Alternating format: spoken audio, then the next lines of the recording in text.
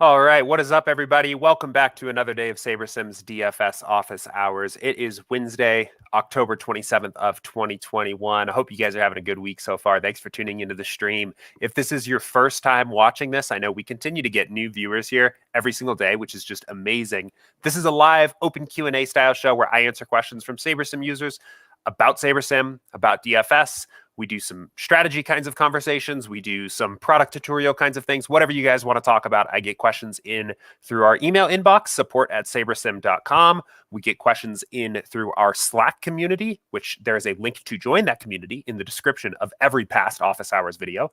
And we also get a bunch of questions in live on stream through YouTube chat. So any of those three avenues are a great way to ask your questions and engage with this show, of course, while we are live. The easiest for me is those questions coming in Slack and YouTube chat, less so the email while we're live. But any of those three ways are a great way to get your questions up here on stream. Of course, if you guys just have thoughts or your 2 cents about something that we're talking about, always like to hear that as well. A lot of times there's some great conversation going on in the chat while I'm talking through some of this stuff. So always great to get that going as well. We've got a 10-game NBA slate tonight? Is that what we're looking at? 9 or 10 game, nice full game Wednesday main slate here for NBA. We've got, 10 games. Thursday night showdown coming up here on us again tomorrow. Probably starting to look ahead towards that Sunday main slate as well, starting to think about another week of NFL. So plenty of DFS to play. We've got some good questions here today. I've got some questions about some stacking rules, a couple questions about min uniques, changing projections, all kinds of stuff. So we'll go ahead and just start tackling questions here in approximately the order these things came in is the way I like to do it. So I'm going to start. I got one question here through support. This came in yesterday. And it's a question about stacking rules for NFL. So let's go ahead and pull this up here. Switch to NFL too. So the question says, I was just wondering if there was a way I can have my rules set, which are a QB with a wide receiver on the same team, but also have a rule for it to be okay to build lineups with just Jalen Hurts and no wide receiver with him. And I was looking at this question, and I wanted to pull this up on stream and talk about this because I feel like the spirit of what is behind this question is really what is so amazing about SaberSim, actually, and why it really avoids you having to do all this busy work of creating these kinds of rules. And I mean, I know, you've obviously got one for somebody like Jalen Hurts, right? Who actually, are the Eagles on the main slate? Yes, so you got like Jalen Hurts, but you've also got other running quarterbacks, right? That you have to kind of decide, do I want to stack pass catchers with them? And then you've got pass catching running backs, and do you want to include your pass catching running backs in your stacks? And you've got tight ends that are more involved in the offense, and you've got certain games where, does it make sense for me to run back my stacks? Is that game environment enough of a good game environment to shoot out? So should I want to run back my stacks, right? These are all the questions that are really difficult with a traditional optimizer and are basically going to require you to make all those decisions yourself and then set all the rules so that you get the lineups that you want that take those things into account. And part of what really is the whole point or part of the value behind SaberSim is that you don't have to do those things because we've simulated out every game already thousands of times, and we know exactly what the correlations of certain players are to other players in the lineup. So for example, if you look at like Stafford, right? Matt Stafford has a 0.43 correlation to his best receiver, Cooper Kupp, and then very high correlations to Robert Woods and Van Jefferson, right? Even his third receiver, his fourth receiver, he has a 0.2 correlation. And then if we look at a guy like Hurts, right? Those correlation values are a lot lower. His correlation to his highest overall receiver is lower. And he has a tight end that he's much more correlated to, right? Kenneth Gainwell catches passes, right? So Kenneth Gainwell's correlated to Hurts, but the correlation values are lower. All this stuff has kind of already been sussed out in the sims. And that's part of the big value that you get from the simulations. So you don't actually have to go in and set these rules. You don't have to tell SaberSim, hey, I want stacks, QB and wide receiver stacks, but Don't use Hurts with a wide receiver, or don't necessarily force Hurts with a wide receiver because he's a rushing quarterback. SaberSim already gets that. We simulated out all the games. We know Hurts is a rushing quarterback. Guy like Josh Allen, we know that he is a rushing quarterback that also has a ton of passing upside, right? So your stacks that you are getting out when you run a build, let's go ahead. I'm going to run a big build because I want to get a lot of lineups here. So I'm going to let this run for a minute. But your stacks that you are getting here are already going to make sense. On a traditional tool, if you ran some lineups and you got a QB +1 stack and a QB +2 stack and then a QB +0 stack, it would be pure luck, purely based on what the projections came out as and like what the highest projected lineups were. When you get a lineup with SaberSim that has a QB +0 stack, it is actually saying that based on the simulation data we have for that game, this lineup has upside for the contest that you're playing. And same thing, if you get a QB +3 stack, or sometimes you might even get a QB +4 stack, right? It's saying, yes, we know like QB +4 is a big stack, but this QB has some upside here. I think this is stuck. I'm going to try this build again. So let me go ahead. I want to get the build up, and then I'll kind of wrap this question up, because I really want to show some lineups here where there are some QB +0 stacks or QB +4 stacks, so I can show you guys what I mean. And maybe we're doing some things behind the scenes with NFL. Oh, there we go. Okay. So we'll give this a minute to run. But the point here is, and I don't need this to build 1,500 lineups probably. We'll maybe build a few hundred. I mostly just want to see some diverse different stacks. But what I want to show you is that like the lineups that you are getting, if you get some QB +0, no QB stacks, or sometimes you get like QB +0 with like one run back, right? Those a lot of times, if you actually look at what those lineups are, those are the lineups with the rushing quarterbacks. And sometimes you'll get these lineups that are maybe like QB +4 even, right? You won't get many of these, but maybe you'll get QB +4, right? Those are going to be the lineups with QBs that have a lot of different pass catching options, right? They have a very high upside. They can support 4 different pass catchers in the lineup. So let's go ahead. We'll cap it right there. We don't need every single lineup. And quickly do this, and let's look at this here. Okay. Okay, so this is a Herbert lineup. Let's see. Let's see if I can get some others. And it's not going to be an exact science. It's not every single time. But you're often going to see, it's like more often than not, there are going to be these guys that don't necessarily need their pass catchers in the lineup to be a effective stack, right? So yeah, we do have this Herbert lineup that kind of snuck in here, right? You can still do some tweaking and messing around with this here. But right, no QB stack. We're getting these Josh Allen lineups, primarily Josh Allen. Case Keenum is kind of a weird looking lineup here. It's early in the week too, so a lot of these projections and things aren't totally dialed in, right? But mostly Josh Allen lineups here that we're getting. Darnold even has some rushing potential, right?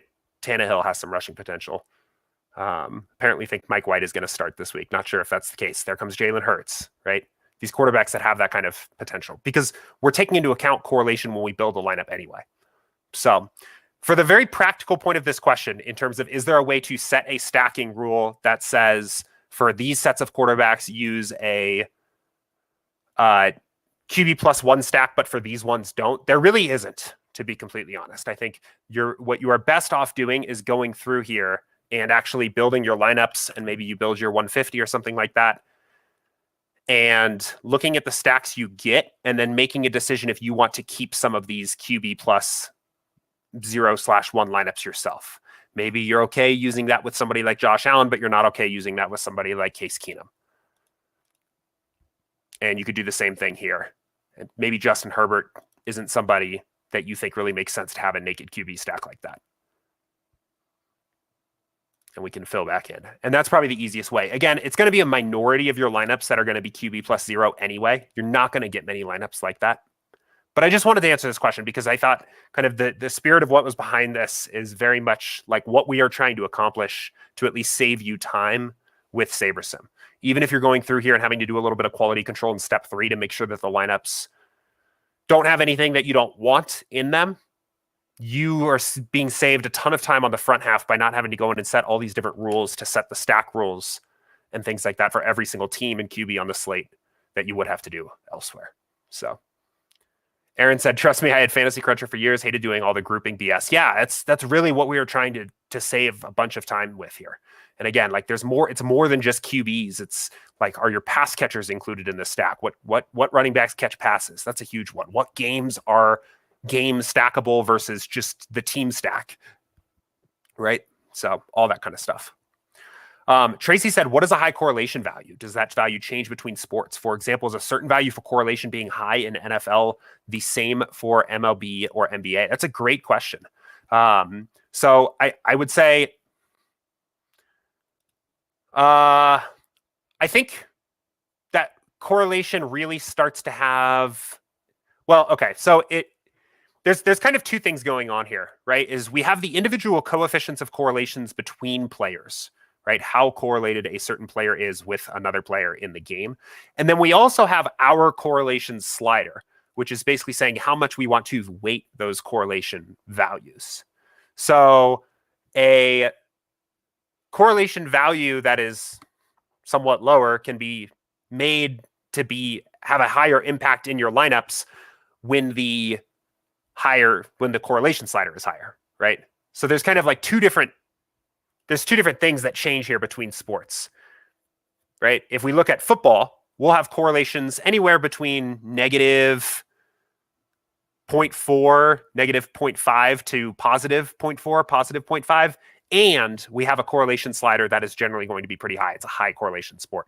In NBA, your correlations are typically like negative 0.1 to 0.1. And the correlation slider is lower, so we're weighting that less. So in terms of like what is a high correlation value, I think at least for something like football, you're really definitely going to see the builder start to, at default settings, start to at least really value correlations that are anywhere above like 0.1 from an absolute value. So like either higher than like more positive than 0.1 or more negative than negative 0.1. You'll start to see those really be impacted. When you see correlations that are as high as like 0.3 to 0.4 or higher, those are really like significant correlations. I mean, even 0.2 is probably high enough. But like when I was talking about Cooper Kupp, his correlation to Matt Stafford, like this is an enormous positive correlation. 0.43 is very high. It's like higher than what I have seen from like almost any other player, at least from football. That's like probably the highest correlation I've seen this season. The big like alpha number one receivers on any given team typically have like that kind of level of correlation with their quarterback. So like okay. So DK Metcalf, right, is like extremely this is very high as well. You don't have to overall, I would say you don't need to overly sweat what the individual correlations are between players too much, again, because the builder's just going to be able to process all that data in just a couple seconds, way faster.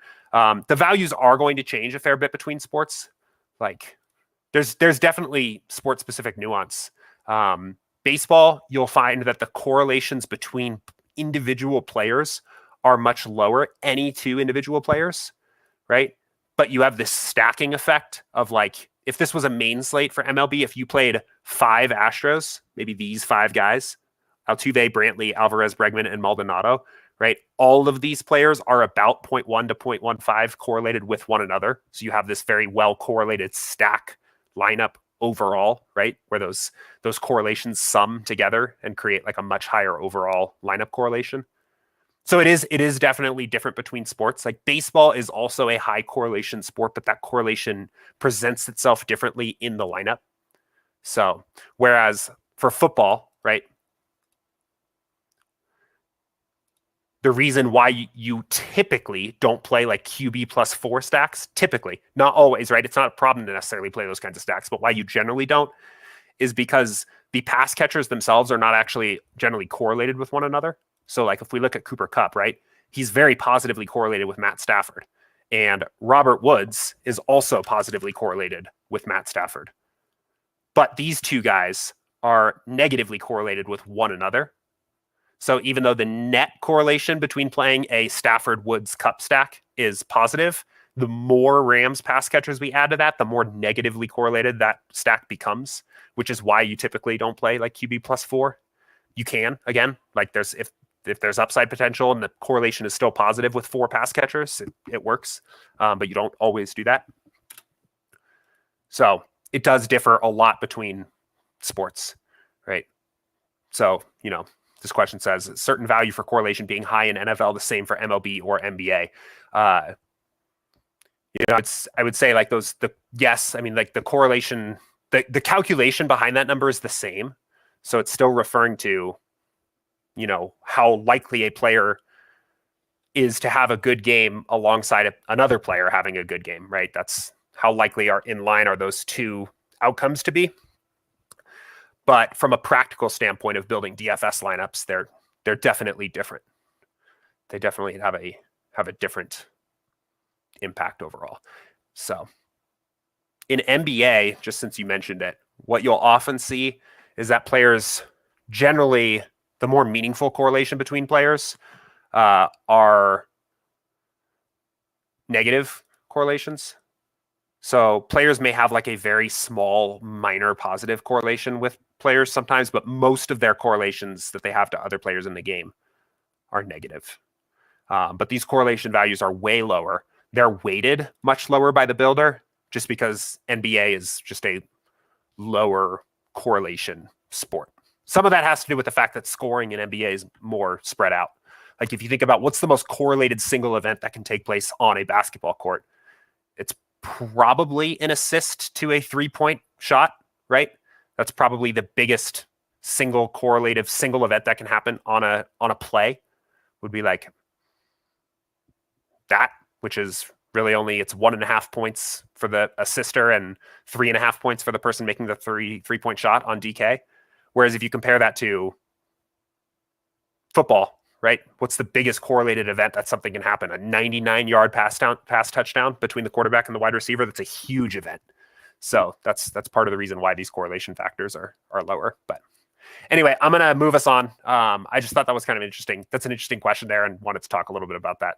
So I saw that coming in. But cool. I see there's a bunch of questions here trickling into YouTube chat now, which is great. I'm going to first jump back to Slack and tackle some of these questions that came in through Slack. So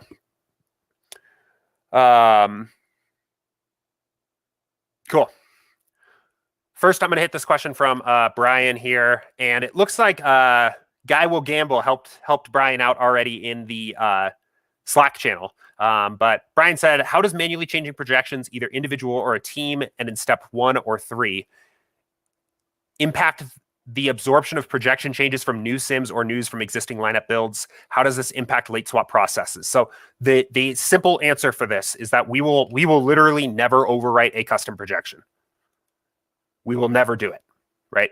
So for example, if you change your projection to 55 for Giannis, that is 55 until you remove that projection, right? We're not going to change it. But what has actually happened here, actually, for example, let's use 55.47 because it's easy. What has actually happened here in the Sims is that what we have done is, since you have increased Giannis's overall mean point total by 4 points, what we actually are doing is we are going in and we are updating his overall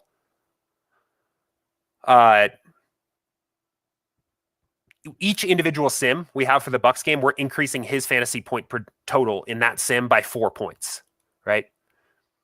Because there's a difference between our original mean projection and his actual projection here of 4 points. So we'll do that. We will still run sims behind the scenes here. So for example, if we run a sim later throughout the day and his new SaberSim projection becomes 52.47, your custom projection will still be 55.47. Again, we will not change that number. But now that number instead is only increasing his individual projection in every game sim we have for his game by 3.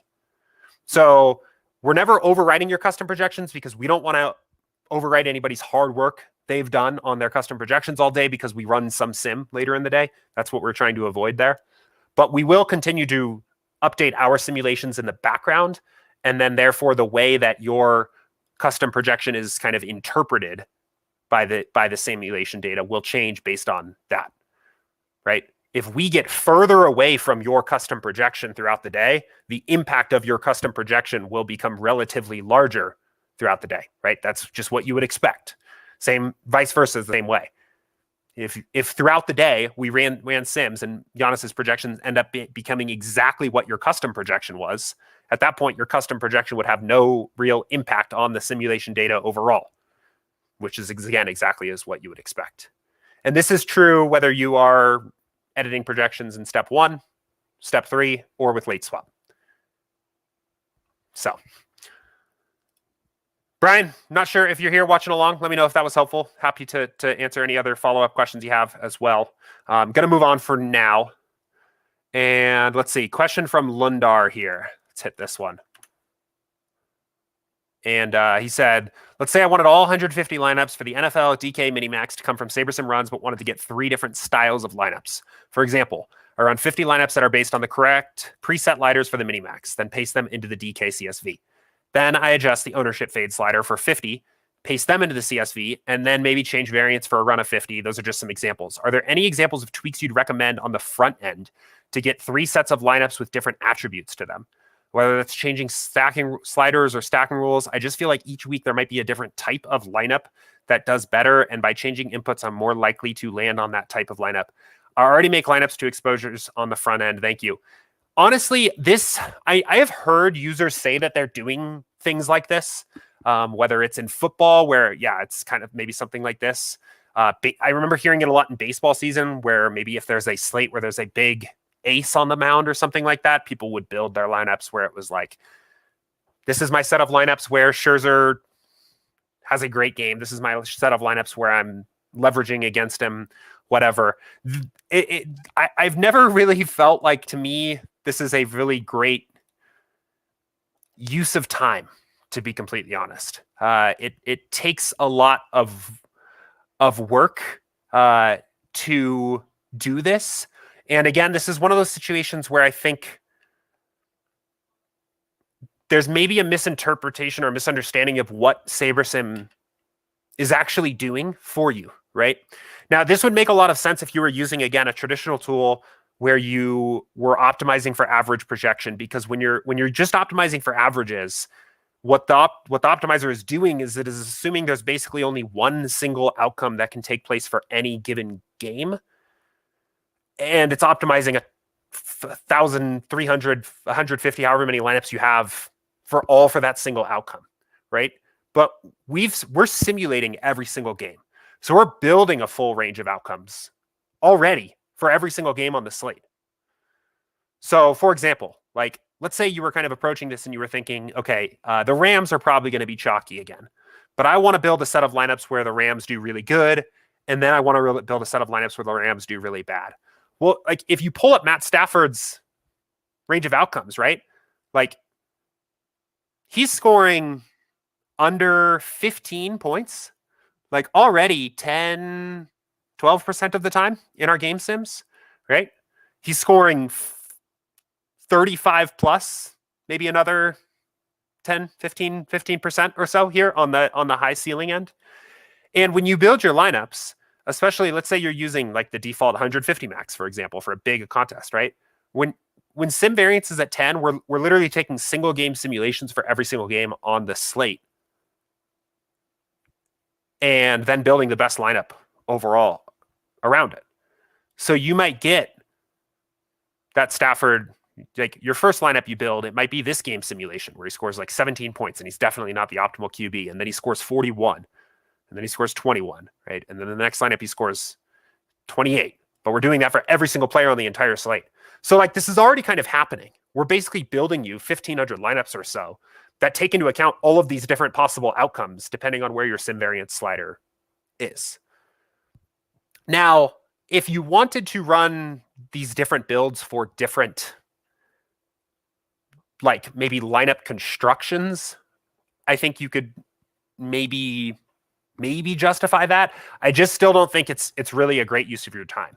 I think it's a lot easier to just run one single build and dial in your exposures more on step 3 to kind of get your final 150 lineups that you like, rather than trying to create these 3 very discrete builds of 50 from there.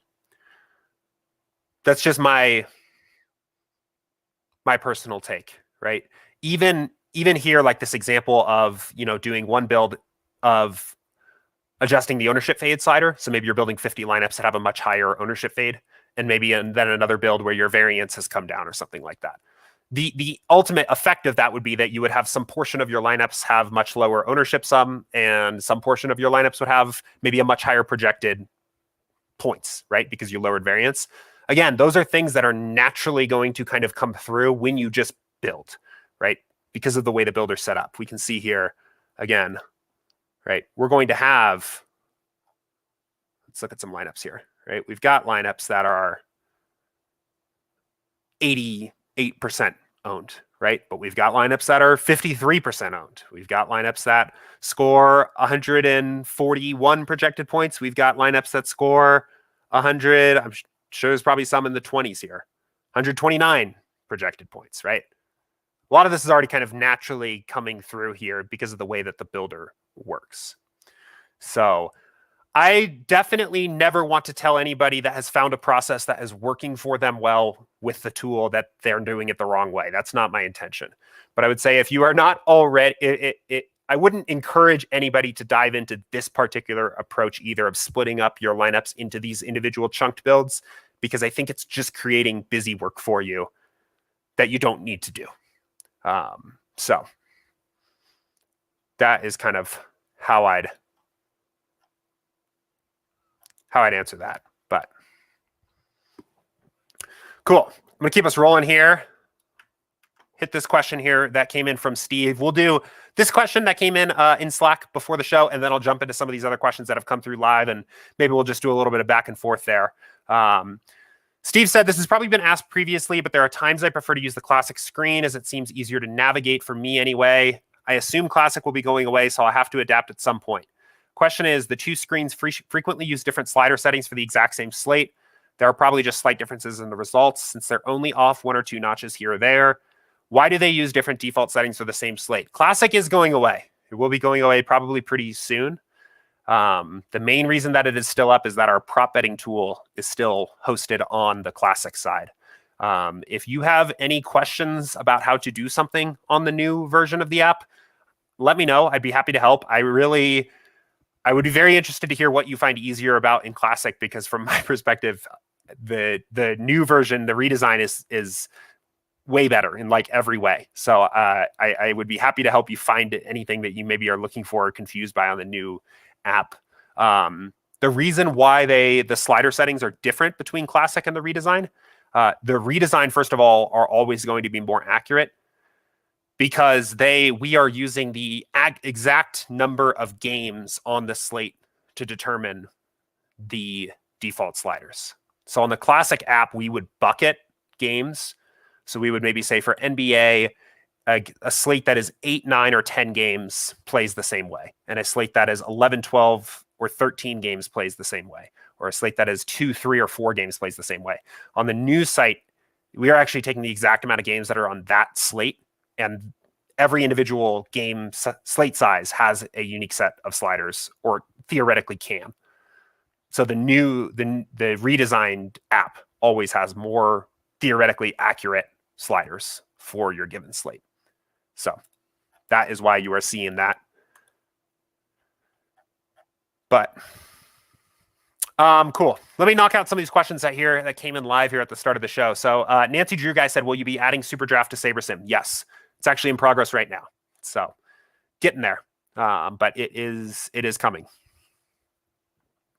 Tyrus said, do you tie single entry GPP into cash games or treat it like a GPP? Seems like a lot of the big dogs run the same cash lineup as a single entry GPP. They do. And it's not right. It is not optimal to do that. You should be treating your GPP contests like a GPP. You should not be running your cash game lineups in a GPP. We can just see it right here, right? If we're even just looking, even for a small GPP for football, let's say a 500-person contest, right? Correlation is important. We want a high correlation value.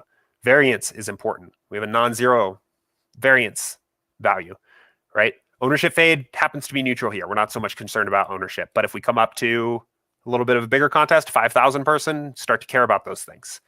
You still want upside for your GPPs, even for single entries, even for small GPPs, right? Upside wins these contests. All the money is at the top. Even if it's a flatter payout structure, right? It's still a stack and payout structure. You should be building GPP lineups for GPP contests. Why do you see sharp players sometimes play cash game lineups in single entries? There typically is just one reason. The reason is that player plays so much volume of cash games that they cannot get enough action down on their individual cash lineup in just cash games alone, right? Especially for these guys that play high stakes cash exclusively. Some of these guys that are like big, just I only play one lineup type guys, there's simply not enough cash game volume out there between all of the head-to-heads, all of the double ups, all the 50-50s that they can play to get enough action down on that lineup that they start entering those into sometime the flatter payout structure GPPs, essentially buying the idea that even if their edge is smaller in those contests, they can cash often enough to make it profitable for them.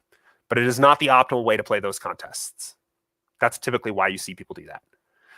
You also see a lot of very fishy players just enter their cash game lineup into single entry GPPs because they have FOMO of that lineup having a high upside game and then not being able to capitalize on that. But that is a negative EV strategy. And over the long period of time, it is going to lose. And it's another reason why single entries can be very profitable because there's so much dead money of terrible GPP lineups in there. So, but seems like there's a little bit of a discussion here going on underneath as well. But yeah, Neil said, good to know. Seems like something to be exploited. It absolutely can be. Like you see that a lot. People play way too conservatively in single entry GPPs, whether that is just by purely playing a cash game lineup or by playing a lineup that just is not correlated enough. So, good question. Valiant Spur said, did the Sims account for ownership projections at all or when building, or is that piece manual? They do. So we have this ownership fade slider. It is set where it is for the contest that you tell us you're playing based on our back testing. So we've back tested every single slider combination for your individual contest that you're playing and determined that this is the optimal value, for example, for a 20 max of, say, 25,000 people. And we have this ownership fade slider. And what it does is it compares the ownership projection of a player to the average ownership of that player's position, along with the variance of their actual range of outcomes. And it fades players that are highly variant, that have a very wide range of outcomes, that are higher than average expected ownership for their position. So if a player is significantly higher than their average ownership at their position and also is a much higher variance, a much wider range of outcomes for that particular player, then we are less likely to use them in the lineup. So this all essentially gets boiled down into a single number that takes into account what that player's projection is in that particular set of game sims that was chosen for the lineup. And then it has like a multiplier impact with the ownership fade. And then we make a determination if that player gets put into the lineup. That's kind of how it works. But short answer is yes. So you can still add some more value there by either one of the easiest ways to add value to the process of ownership is to spend some time looking at our ownership projections, make some intelligent updates if you think things can be improved, and then turning ownership fade up will fade those players more heavily. Another option is just leave the sliders where they are, leave the ownership projections where they are, and use some of your intuition in step 3 to get positive or negative leverage on plays that you think are going to be chalky or not here. Ram stack may be going to be pretty popular this week. Maybe even without updating ownership projections at all, we make a determination that we want to be under on Cooper Kupp. So we can do that here. Maybe we do the same thing with Henderson. But it is already being taken into account here. So another question here also, does the builder take into account slate size in NBA? It does. So again, down to the individual game now here. But your sliders that you are seeing when you go in and tell us, oops, that's weird. I don't think that's actually true. That was a weird message to see there. The sliders you are seeing, for example, when you go in and say that I'm playing a 20 max, that is between 10,000 and 50,000 people are set where they are for a 10-game slate. They will be different on a smaller slate. They will be different on a larger slate. So does take those things into account.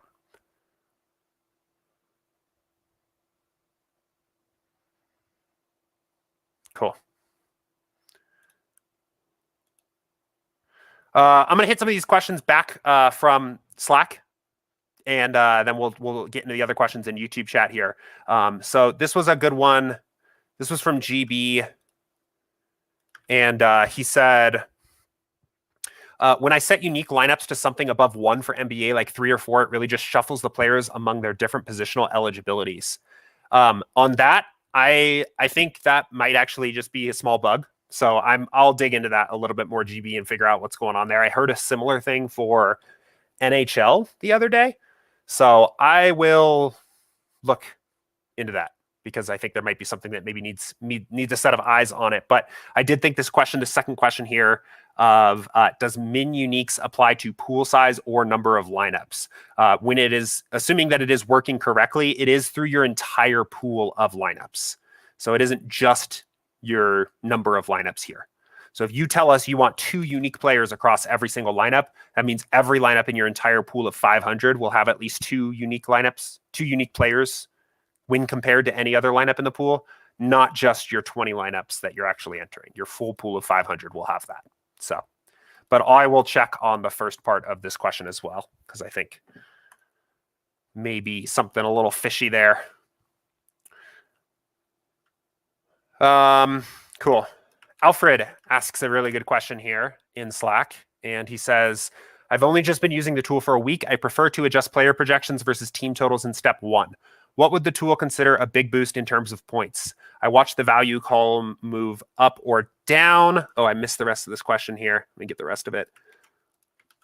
When I adjust projections, but don't really have a good reference on how drastically, say, a 3-point boost will adjust my builds. Honestly, one of the best things that I can advise as you are getting familiar with the tool is to just play with it. So, like, a really good way to just get familiar, and especially to start to feel comfortable, is to just make big adjustments and then run builds and just see what it actually does, what the impact of that build is. But from the practical standpoint, from the practical, like, what should you actually do? Maybe you don't have time to spend all this time testing all this stuff out. I would say if you want to make adjustments on players, start with 5% adjustments and then see what the impact of those things are first, right? So if you were making adjustments on some of these players at the top end here, right, like a guy like Giannis, I would start with maybe if you were feeling like we were under on Giannis, I would start with maybe a 2.5, 3-point projection update first, which is actually probably going to have a bit of a pretty solid impact, and then see from there, right? Or if you wanted to adjust Paul George, maybe you felt bearish on Paul George, right? A 5% adjustment might be about 2 points. Maybe you start with something like that. That's still probably going to have an impact. I would say that's why I think 5% is a good starting point where you're going to see some impact, right? You don't want to spend all this time making adjustments and then see no change. But it's also probably not going to be too aggressive that it's going to be completely change what you're getting. You'll still get the value of some of the simulations. I would start there. I think a 5% adjustment, and I think that's true for other sports as well. I think a 5% adjustment is a very good initial place to start when you're making adjustments, just to see what impact that has on the builder. So, cool. All right. Great, really great questions today. Let me go ahead. Let's keep getting some of these other ones here. So DJ Sirius said, knowing in a large NBA GPP for a 10-game slate, I know the average points to a decent cash is 350 points or higher. I've watched the tutorials, but still can't find value after running a lineup. A bit unsure what you mean about finding the value after the lineup. Let's go ahead. We'll run a quick build here. Get some lineups up. So let's say playing something like the and one, or the 4-point, what's that called? 4-point play, the $4.20 max. Be around here, 20 max, 10K to 50K. We'll build some lineups here. see what we get.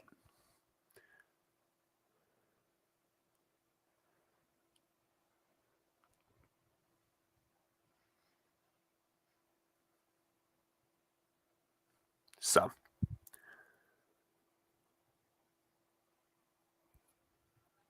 cool. And we'll make a very light adjustment to projections to see our lineups. I mean, there's a part of me, if you're interested in actually like literally just seeing the point per dollar value, I know that's a question that sometimes comes up for people. That is up in this table icon here. There's an option for value. Also opponent, if you want to see that. I don't know why those are not just on by default. I know there was somebody that asked me that the other day, and I think we'll plan on probably just turning those on by default. I don't know why they're off right now, but you can see your individual player value. You'll see your exposures are generally for players that have the most point per dollar value. I know DJ Sirius, you were here the other day talking about some of these projected scores in step 3, right? So like comparing, cash line or bank line might be 350 points tonight, or the top 1% line might be 350 points, and these projected scores are 285, right? These are what these lineups score on average, right? Their average outcome is 285. There's no lineup that scores on average 350 points. Doesn't exist. But we can see here by taking advantage of the percentiles, we can kind of see, what do these lineups look like when they start to hit their ceiling, right? This lineup, when every player in the lineup scores their 85th percentile outcome, their outcome they score 15% of the time or less, well, then this lineup scores 342. And then we start to see some of that ceiling present itself here a bit, right? Follow that up by say a player is projected for 10 points but finishes with 20 and was low owned. What is the formula, sort of, so to speak, to be able to correlate? Hope that makes sense. So all players have a range of outcomes of what is actually possible for them on any given slate. So for example, if we say, let's look at a player like James Harden, right? And let's switch this back to average, right? So I think this may help to see this a little bit. So, okay, no, we'll skip Harden. Let's look at a player like Giannis, right? So we say Giannis has a projection for 51.47 points. That is not a prediction of what Giannis is going to score. That is purely an average. That is the average number of points he scores across his entire range of outcomes of possible fantasy points, right? So on average, he scores 51.47. So he scores on average that amount of points here, right? So there's going to be nights where he scores 70. And we can see here, looking at this range of outcomes, he scores 70 here. This bucket of outcomes about 3% of the time, and he exceeds that probably maybe about 5% total of the time. So when you have this player that you're talking about here, maybe a player that's projected for just 10 points, but he finishes with 20, right? We could probably find a player like that here, right? Let's look at a player that's projected for around 10 points, just out of curiosity. Jordan McLaughlin, right? You can see here, his outcome curve looks a lot different than a player like Giannis. But if Jordan McLaughlin just by out of chance has a 20-point outcome, he is having his top 5% outcome, right? He scores 20 points 5% of the time. So projections are a way of boiling down a range of outcomes to a single number by averaging all of them. And that's what we are essentially attempting to try to do when we are building these GPP lineups, is build lineups that, because they are either correlated or because players in the lineup have a high ceiling potential, or because players in the lineup are lower owned, have a higher percent chance of showing up in the top half of the contest. So DJ Sirius said, I would respectively disagree with your comment about points. I would be curious what you disagree with there. But I guess what I'm getting at is the points shown in the optimizer come nowhere close to the 30 who placed. Yes, again, because these are just purely averages. This is what this lineup scores on average. Every lineup on average is going to score, like for NBA, typically players are going to score around their average most often. A player's range of outcomes in the sport like NBA is pretty normally distributed, which means their most common outcomes are around the average. So it makes sense that these projected scores when we build our lineups here are close to the averages, because those are the most common outcomes. So if you want to see lineups here that have a much higher projected score, if you want to see this number be higher, I would just change your percentile. You can change it even to 95th. And then what you're going to be looking at is, don't show me what lineups do here. Don't show me what the lineups do at the average outcome. Show me what they do at their top 5% outcome. And then you get these lineups that have this 385 points, right? Because now we're filling this lineup in with like all the ceilings of the players. So anyway, I'm going to move us along here and jump back to some of these other questions that have come in here. Thomas said, sorry if you've already answered this before, but do you ever limit how many QBs you play with? I don't typically take that approach personally with my process for NFL. The main reason why is that, again, because SaberSim understands correlation, right? So we are building lineups. First of all, we have the correlation data between a quarterback and any given player on his team.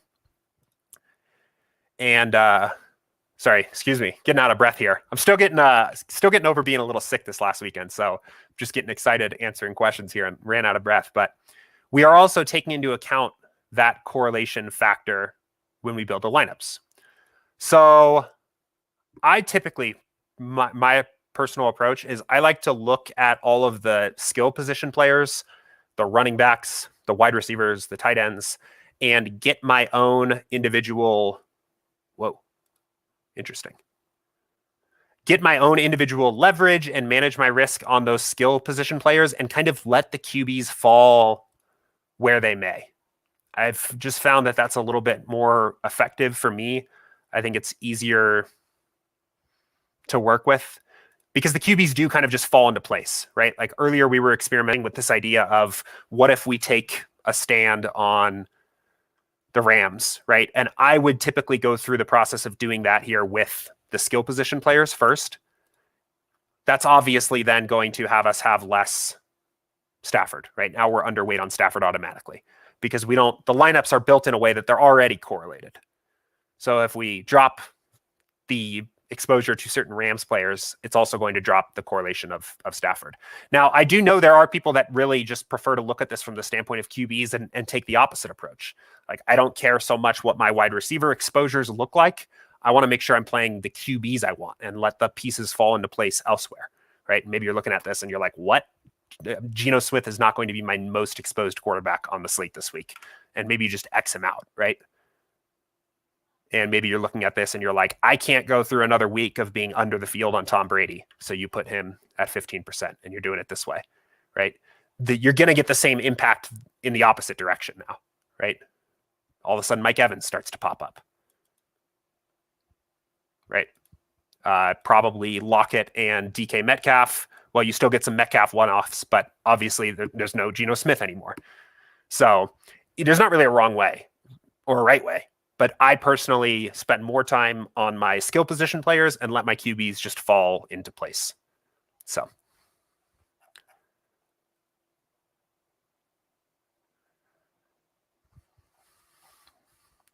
But anyway. Okay, cool. Let's hit this other question here from Tracy. And the question is, if I ran the exact same sim settings for the same contest every 5 minutes, 10 times, and take the top lineup every time, would I have a better output of lineups versus running one sim for 10 lineups, 10 minutes before lock, or would the results be approximately the same? They would be approximately the same. What you might even end up duplicating yourself, maybe, or very closely duplicating yourself. So again, I think this is something that probably just creates some busy work here. I don't think I don't think running all these different builds like that adds any additional value. Again, what happens when we build a lineup is, if we go to NBA here,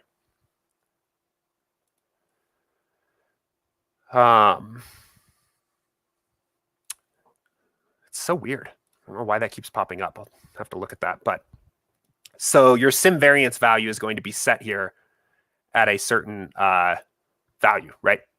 And the higher the sim variance slider is, the smaller the bucket of individual game sims we use for each lineup we build to determine the projections for each lineup we build. So when you build lineup 1, we take some random bucket of game simulations and use all the projections from those sims and build the best lineup we can around it. And then we do that with lineup 2. And then we do that with lineup 3. And then at step 3, we sort those lineups by SaberScore, right? So you are essentially already getting kind of the impact of getting this natural diversity and variance and upside in any given single build that I wouldn't say you don't need to go through and then do 10 different builds and just take the best lineup from the top of all of them. That's essentially what is already actually happening in your individual build. So I would not spend, especially with a sport like NBA, right? You're not going to have time to do 10 different individual builds, taking the top lineup off of every single one, even if you wanted to. But I don't think you need to regardless. So. D-Hop said, the optimizer has been working great for NBA. All of the adjustments you all have been making are excellent. Appreciate that. I am glad you've been enjoying it. We've put in a ton of work here this season, getting it ready for the start of the season. I think it is in probably the strongest spot going into NBA it has ever been. If you haven't seen it already, highly recommend watching this video, how the best NBA DFS projections are made. We had Matt and Will on talking about all the awesome improvements they made for the start of NBA to the simulator and the model overall. And if you're just interested in a more in-depth insight into what improvements we made this season and how the simulator works, I definitely recommend watching this video. But cool.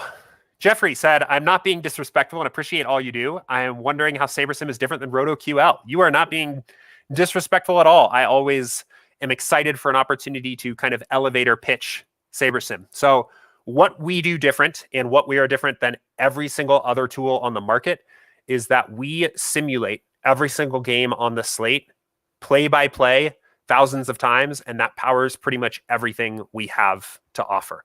It allows us to generate the full ranges of outcomes of players, so we understand exactly what their floor and ceiling look like and how often they get there. It allows us to precisely measure the correlations between players in a sport like basketball, where correlations are complicated, or in a sport like NFL, where correlations are huge, right? We keep track of the clock and the pace of the game and coach tendencies and the game scripts themselves, all of this stuff as we are simulating out every single game on the slate. Even better than that, we have the only actual lineup builder that knows what to do with that data. So when you go in and build an NFL lineup, just for example, right, we are going to automatically take into account those impacts of correlation, ownership, and we are actually going to go into our simulation data and sample our individual game sims to determine the projections for players every single time we build a lineup. So between those two things, between the fact that our projections and correlations here are based on simulations, and also we have a optimizer that knows how to use this important data that you need to be successful in GPPs, those two things combine to make SaberSim the very unique product that it is. There's a lot more here that I would say, if I had a little bit more time to go through everything, that I would say is also pretty cool. One of the things, I guess, I'll say a couple more. One of the other things that is very unique about SaberSim is that instead of building, if you're playing 20 lineups, instead of building you, or 150, instead of building you 150, we build you 1,500 and allow you to make adjustments to your exposures and stack types and team stacks and all of this here in this final step 3 quality control phase without having to build additional lineups.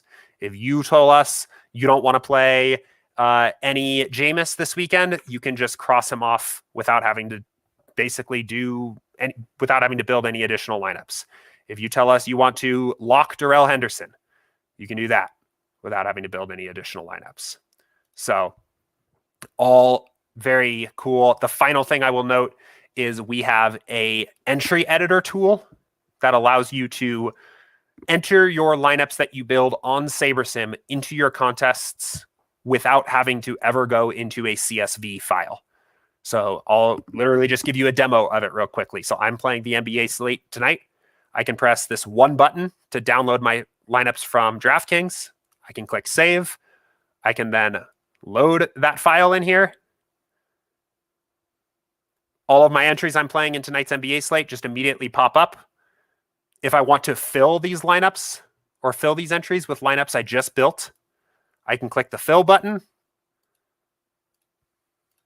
click a button. In this particular case, I only built 20 and I have 47. So it's going to duplicate 27 times. But in reality, I would have just built 47 lineups, but that's fine. We'll duplicate. Then I click download, download and open DraftKings. And my lineups are in. Just like that. Basically takes honestly 15 seconds to do this. It's another very, very unique thing about SaberSim here. Less on the lineup construction side of things, more just on utility. That is so much easier than anything else out there. So cool. Okay, Holmes. Regarding changing projections, here's my scenario. I change a team's point projection, which changes projections for all players on that team. Then I build my lines, adjust exposures, etc. Later, news comes out that has a big impact on a few of those players' projections. Will these changes make their way to my lineups, or will the fact that these players have manual projections block the impact of this news? Yeah, that's a really good question. So let's say, for example, right, that you had gone in and you had maybe made an adjustment for the Lakers to score 120, right? So that is going to have a big impact on Lakers players, right? But then maybe we get some news here that both AD and LeBron are going to be out again, right? So yes, as I mentioned here earlier at the start of the stream, we're not going to overwrite these custom projections now because, again, we don't want people's work on their custom projections to get overwritten by a sim. What would you do in this particular situation? I would recommend probably the best practice thing to do is to actually remove that custom thing there, let the sims update, and then kind of go in and readjust again after that. Right? You probably want to adjust anyway. Maybe you don't think that the Lakers are going to score 120 anymore now that AD and LeBron are not playing. But in general, you will want to make adjustments here to your teams after news has come out. So it's another thing. NBA is kind of tough with this because starting lineups are going to come out late. I would encourage you probably to be flexible in the way that you're playing NBA. Be a little bit cautious spending hours of research time early in the day because that news for every NBA DFS player is going to change dramatically throughout the day and throughout lock. For NFL, I think you can do this a little bit. You can probably be a little bit more intentional about this, and you can make these adjustments throughout the weekend, maybe like Saturday. Just keeping an eye on inactives, right? And maybe taking some notes. Do we have any big questionable players? I guess Jarvis Landry kind of works for the purpose of this. Chubb is a good example, right? Chubb's questionable. I think he's going to play. Kareem Hunt's definitely out. This guy, Chubb, is probably going to be one of the best plays on the slate if he plays. So if you had made an adjustment to the Browns, maybe you think that the Browns are going to score more points, right? Maybe a good idea is to just take note of that in particular, that you've kind of done that's your stand on the game. But if we get news about Chubb that changes something in the sim runs, right? The best way from a practical standpoint to account for that is, I would say, let revert your customization and let the thing update and then reapply your customizations if needed. So I know that's a little bit tedious. Again, the best thing I could offer is that just be cautious spending too much time researching and making adjustments to slates that still have a lot of time before they start. For NBA, that might be 2 hours. For NFL, that's definitely like a day before.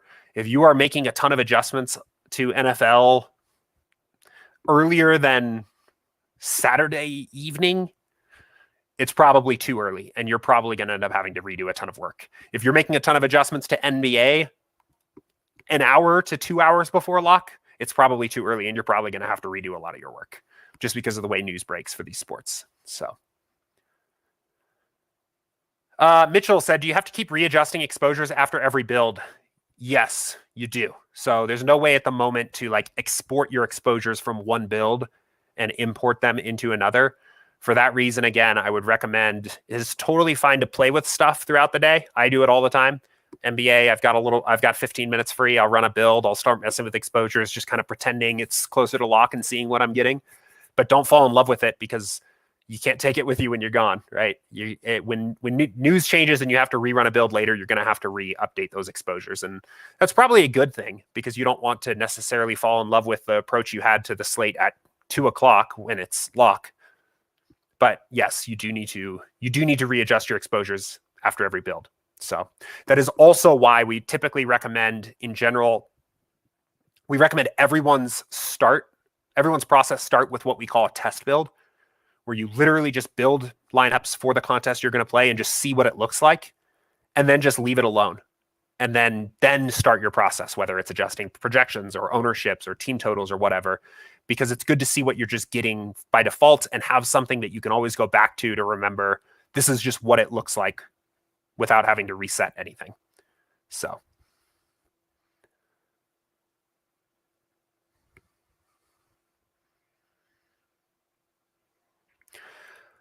Tracy said, how long does it take the sim to adjust to coaching changes?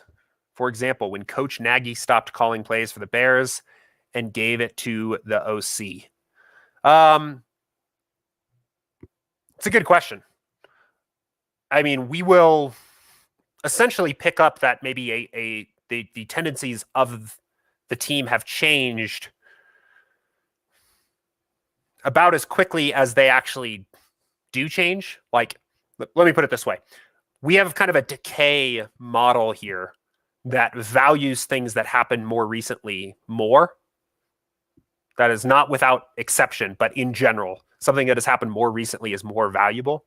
So if the Bears start, I don't know intimately what the Bears offense looks like, but maybe they start throwing the ball more because the OC is calling plays or something like that. I imagine that's probably something that happened, right?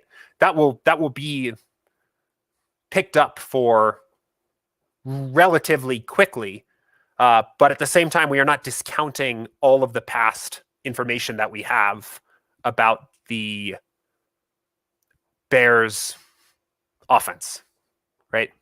Because it could just be variance, right? Teams change coaching all the time and their playbook doesn't change at all. Teams change coaching all the time and their play calling is very different for one particular game, but it's because they were behind by 21 points the entire game and they threw the shit out of they threw the ball a ton to get back in the game, right?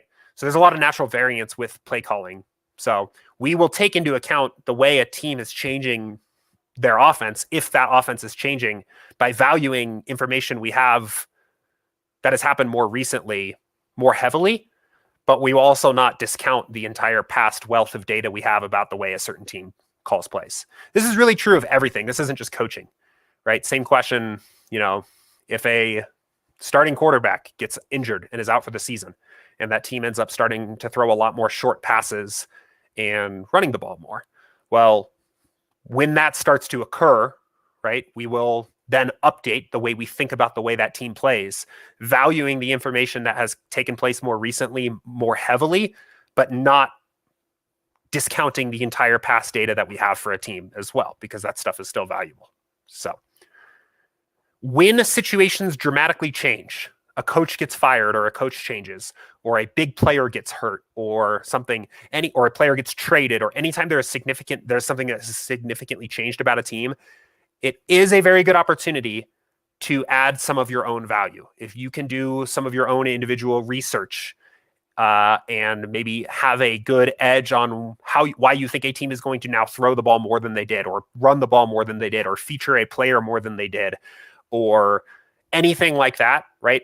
Those situations where like a big event has taken place that has changed something significantly, those are situations that are difficult for any model to model in a very extremely like sophisticated way. So there's always a good opportunity to add value. So if you're a Bears fan and you have a sense of how the Bears offense has changed when a coaching change takes place, it's a good opportunity to study a bit and look at, right? Same thing, the Lakers situation for NBA tonight, right? LeBron sat last night. Now, we updated our projections and we gave a big boost to Anthony Davis. And I think Malik Monk popped a lot in our model, but less so Carmelo and less so Westbrook. That's just how our model kind of reacted to that news. We thought that beneficiaries primarily were AD and Monk and probably a few other guys. I can't remember exactly, right? And now we're going into night where, okay, so LeBron is actually out already now, but AD's questionable, right? If AD gets ruled out, this is going to be, again, another very new situation for this particular team, right? We have some data on what the Lakers look like when both of those guys sit from last year, I think, right? But we don't know what this team now looks like with Westbrook and Melo on it. So again, it's always a new situation. So this will, again, be a difficult situation to model. So while we will update our sims the best we kind of can, this is another good situation on this particular NBA slate. If you were to pick one game to study probably, and to maybe add a little bit of value or to make adjustments, it would probably be this game, right? This is probably the biggest news on the slate tonight is AD. So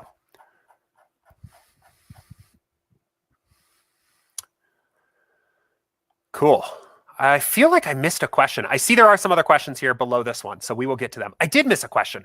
I knew I did because this reminded me of it. Valiant Spur had earlier asked any tips on knowing which contest to attack. I've been trying to backtest profitability, but it's a slow process. A contest analyzer would be a sick tool. So I highly recommend going and watching this video on our site, on our YouTube channel. So on our SaberSim YouTube, under strategy sessions, we have this video. Okay, so you have to click on strategy sessions. It's now been a couple weeks, but the video is called How to Double Your NFL DFS ROI in 15 Minutes. This is a pure contest selection and bankroll management video. It's 49 minutes long, and it walks through our entire contest selection recommendations for NFL. This is true for any sport, but this video is for NFL.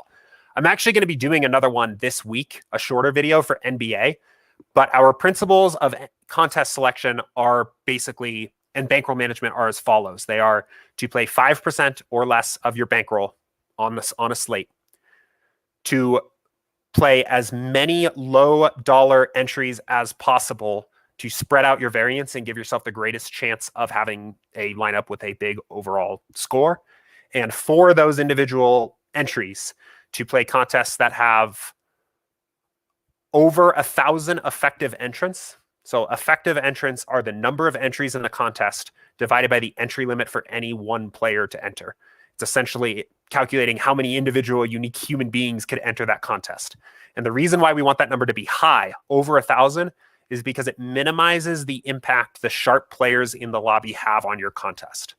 The lower the number of effective entrants in your contest, the greater the impact of the best players, the people that are playing pretty much everything out there and maxing every contest out, have on your individual contest, the softer the contest is overall. From there, we also recommend people play contests that are under $3 when possible, and not to exceed 0.5% of your bankroll in any one contest, right? So for example, I'll literally just show you for NBA tonight. I'll show you what I've entered, and I follow these all the time, right? So you can see for the 10-game slate for tonight, right? Typically how I will actually go and do this. And again, I'm planning on putting out a video walking through this in general for NBA, but look at tournaments, and I'll typically set my maximum at like $5 or $3. We'll do $5, right? Just playing classic. And we'll look for the best contests. So this and one, right? $1, 20 max. There's 60K entries. So there's roughly 3,000 effective entrants in this contest. Great contest to play. Same thing with the quarter jukebox. Little less effective entrants, but another good contest to play. I'm entered into the $5 single entries. There are 2 of them. Well, one of them filled, it looks like, but there were 2 of them, right? 7,000 effective entrants. Great contest to play. The daily dollar, $1 contest, great contest to play. This $3 has a little over 1,000 effective entrants. Another good contest to play. These are all, I'm spreading out here as well. I'm not going and jumping and playing one $40 single entry or something like that, right? That's the other thing worth noting here, right? There's this mid-range jumper contest that is a $40 single entry that grades out as a good contest overall. But that wasn't my approach, right? I'm playing 50 entries instead of just 1, right? This $4 4-point play is also another good contest. It's a little bit smaller than both of these, but it's still over 1,000 effective entrants, and it's a good contest. I'm not playing it. I'm only playing about $50 tonight, but this is another good contest to play. So I'm planning on releasing a more detailed video that kind of talks about this for NBA here, hopefully before the end of the week. And I also want to talk about FanDuel because I know I always talk about DraftKings here. But that is kind of our recommendations for contest selection. I would go and watch this video though, because this will teach you how to do this yourself. So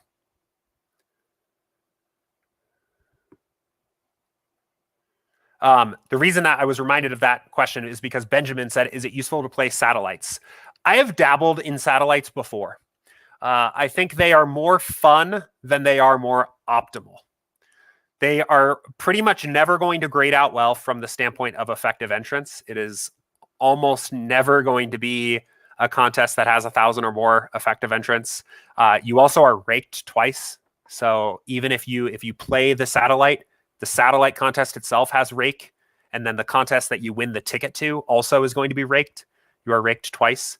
I think there are 2 reasons to play satellites and 1 really good reason to play satellites. The really good reason to play satellites is because they overlay constantly.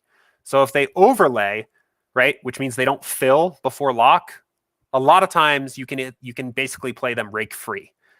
And then or even negative rake, right? So this contest, this super sat to the Christmas contest has a 15% rake. So basically the value of what everybody has paid in here is 15% more than the value of the 2 $25 tickets, right? But if this contest doesn't fill up, if it only fills up to 84%, then you're playing it rake free. So that's a good opportunity to play satellites. And I think if you have a little bit extra bankroll, particularly if you have already played all of the best GPPs, if you've already maxed out all the best GPPs, I think hunting this lobby and keeping an eye, especially as it gets close to lock, and just entering satellites that don't fill can be a pretty good strategy. The other situation that I think satellites can make some sense, and probably, again, only if you've already filled up all of the GPPs, is if you are looking for a way to get some action in the biggest contests that are out there. So, like, for example, the Millie Maker, I guess, for the NFL is not really going to be an attainable contest for many people to max every single week or to even play many entries in, right? But they are fun. And like, while this is never a contest I would recommend somebody that was really focused on building a bankroll go and just play, they are undoubtedly fun, right? There's a ton of excitement about the opportunity to win $1 million. That's probably why a lot of people get into DFS in the first place. If you wanted an opportunity to get a Millie Maker sweat every so often, I would say it would probably be a more sustainable strategy to portion off a bit of a section of your bankroll to play Millie Maker satellites, and particularly to look for Millie Maker satellites that overlay at lock and build up tickets over the course of an NBA week or month or something like that. So you can see, right, they have these $20 Millie Maker ticket satellites, right? You can play these for like at the cheapest for like 70 cents sometimes. Now, I mean, you're playing for a single ticket out of 237 people, but it's probably more likely you probably got a decent shot at actually being able to create a bit of a ticket collecting machine in your satellite play, then it is worth it for you to just go and play $100 of Millie Maker tickets every Sunday for NFL, right? So I've done that before because I do like sometimes to have access to some of these big contests, right? I'm actually kind of eyeing. I love the NBA Christmas Day slate, and I've kind of been eyeing these satellites here too as well, just as a way to, if you started playing these now and portioned off a good portion of your bankroll or a decent portion of your bankroll to play satellites, you could probably get a decent amount of tickets to that Christmas Day $25. That would be the other reason. And that reason is less so focused about the optimal bankroll growing strategy and more about a fun way to get access or a better way to get access to contests that maybe aren't even profitable for you anyway. That's the other side.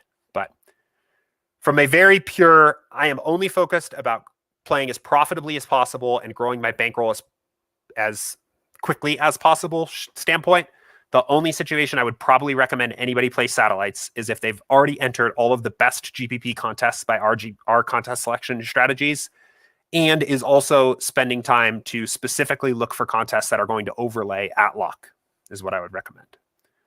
So, Steve said, is it not suboptimal to pick teams built after your 150th lineup? The nature of the model picks the best lineup available, one after the other. Why decrease the objective function by picking after 150th? Depends on your... Well, it depends on a couple things. First of all, theoretically, in a world where SaberScore is perfect, it has the ideal algorithm. So first of all, let me start here. Let me back up a second. So your lineups are sorted by SaberScore. SaberScore is essentially our attempt to quantify the expected value of a lineup, right? By looking at the correlation of the lineup, the ownership, the upside, etc. We are attempting to order your pool of 500 lineups by the highest expected value lineup possible.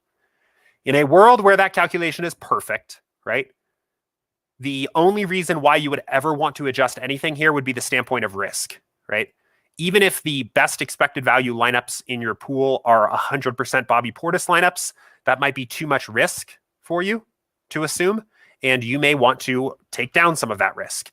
You may be interested in sacrificing expected value to lower your risk. That is a legitimate thing that a sharp bettor may want to do, or a sharp DFS player may want to do, even if they perfectly understood their expected value.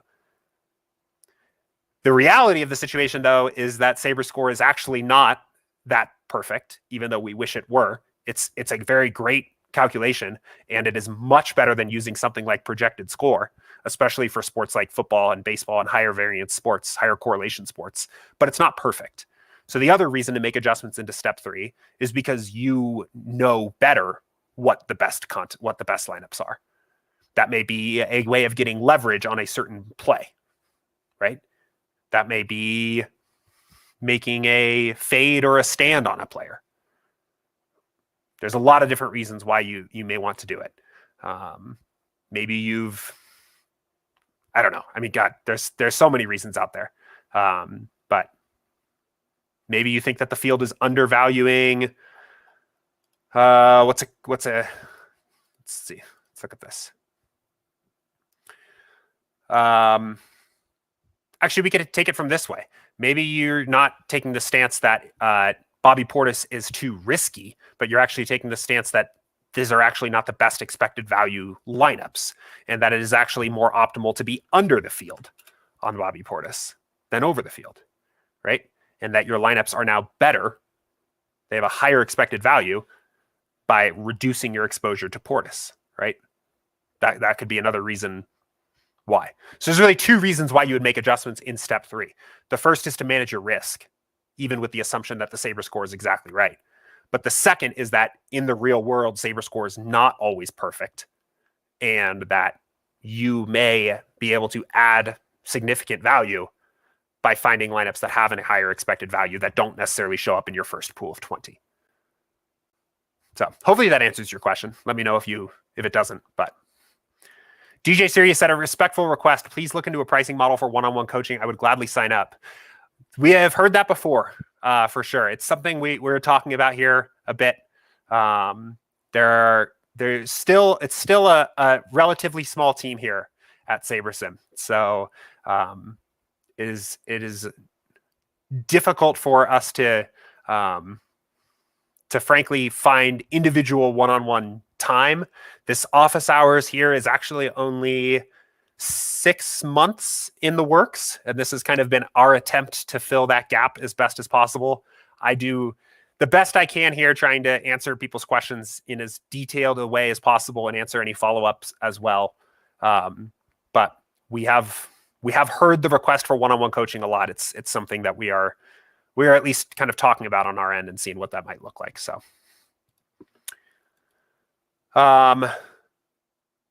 okay. Well, there is one more question in here. So I'm actually going to tackle it, even though this person said missed office hours. They didn't, but maybe I'll send them a link. Question says, if I have 215 GPP entries across 9 different tournaments, why wouldn't I just run one sim and ask for 215 lineups, then enter the highest projected lineup in the more expensive contests? Essentially, I'm asking, how does the Opto differentiate lineups when it is single entry versus max 3 versus max 20 versus max 150? Is it all how it handles projected ownership in fewer multi-entry? Yeah, no, I actually would do what you've described here. I would build what I would specifically do is I would pick a set of sliders that are either approximately in the middle of what you are playing. So maybe some kind of middle ground sliders like 20 max to 10K to 50K. Or I would just pick the sliders that most closely match where most of your money is invested. So if most of your money is invested in the 150 max, maybe just pick the sliders for the 150 max. But for the sake of time versus adding value, I would just run it all in one build of 215 lineups, and I would increase the pool size there then as well. The sliders do have an impact.